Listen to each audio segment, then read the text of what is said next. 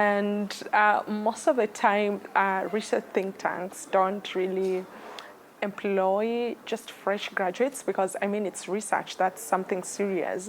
And at that point I wasn't even qualifying as an early career researcher. So it was just out of curiosity that I found myself in this space. And thanks to my presence in that space, at least now we have many think tanks absorbing young people, not maybe as young as I am, but at least it's a step in the right direction. So when it comes to climate change, how exactly do you get young people to actually take action, to be able to be involved in this climate change initiatives, especially in marginalized communities? And we do know that the youth is predominantly the largest population in marginalized communities.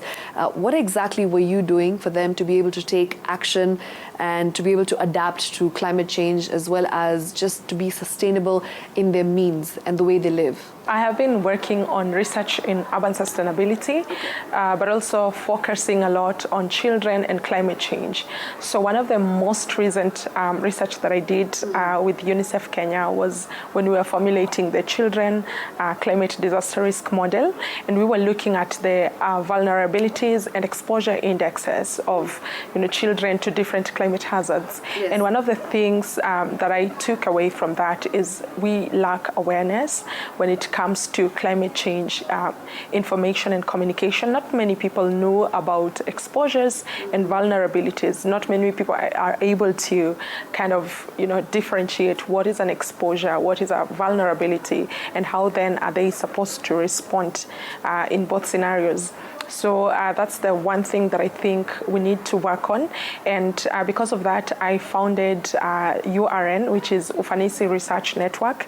And we work to decolonize research in the sense that we want to break down these exposures and vulnerabilities without losing the science part of it, to enable people to be able to absorb that information and apply it in their various contexts. Number two, I think, is the question of South-South research connections has been missing.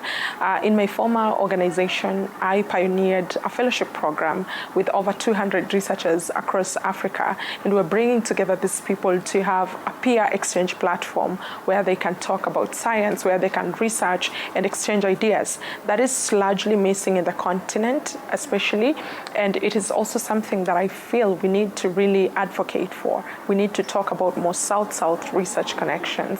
And lastly is multi-sectoral collaboration. Climate change cannot be solved in isolation. Coming from a research space, I need to work with policymakers